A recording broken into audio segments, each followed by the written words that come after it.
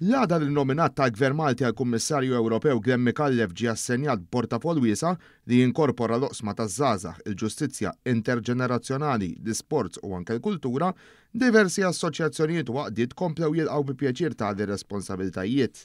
Tali portafolli ġor miegħu baġit b'saħħtu ta' aktar minn 13 biljun euro u fost l-oħrajn jara li jsib modi differenti biex jinvolvi l-żgħażagħ fit-tfassil tal-politika tal-Unjoni Ewropea kollha. Fost dawk li reaġixxew għal din l-aħbar l-erba' kien hemm l-Assoċjazzjoni Maltija tal-Lukandi u r-Ristoranti, l-MHRA, li tenniet li d-Dekasteru tan-nominat Malti għandu l-potenzjal biex itejjeb is-settur li tirrappreżenta hi waqt li awgurat lil Micallef għal proċess biex jinħatar kummissarju.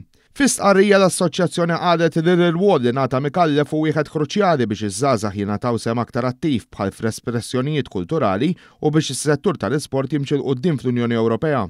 Żiedet li dan il-portafoll se jkollu impatt sinifikanti fuq it-turiżmu fl-Unjoni Ewropea, hekk kif dawn is-setturi jmorru jitfit, anke biex pajjiżna jibbenefika minn aktar tkabbir ekonomiku.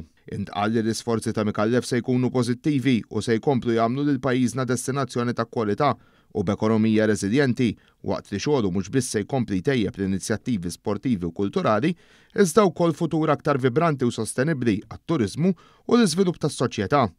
Anke għaqdiet li jirrappreżentaw iż-żgħażagħ u l-istudenti laqgħu din l-aħbar.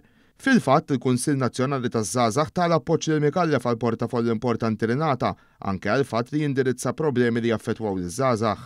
Il-KNZ innota li bħala l-iżgħar kummissarju nominat Micallef għandu jipprioritizza l-problemi li jiltaqgħu magħhom iż-żgħażagħ, fosthom cyberbullying u anke l-impatt tas-saħħa mentali li qed tħalli l-midja soċjali. L-għaqda Studenteska Palsi wkoll awgurat lil Micallef ma qablitx ma dawk li sejħu l-portafolli ngħata bħala wieħed dgħajjef jew ta' inqas importanza u sejħu tali kritika bħala qarrieqa u ta' dannu.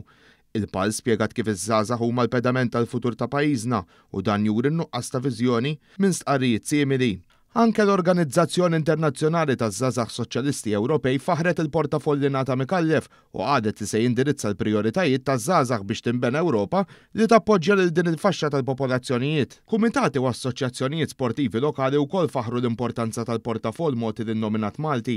Is-Segretarju Ġenerali tal-Kumitat Olimpiku Malti Kevin Azzopardi stqar li hu kburi li Malti ġie nominat bħala Kummissarji Ewropej responsabbli mill-isport.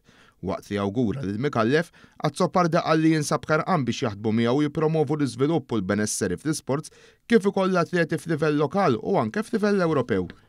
Anke l-Assoċjazzjoni Maltija tal-Futbol MFA laqgħet l-allokazzjoni tal-portafoll sportiv Ewropew lil Micallef u awguratlu għal passi li jmiss biex jilħaq il-Kummissarju ġdid ta' pajjiżna.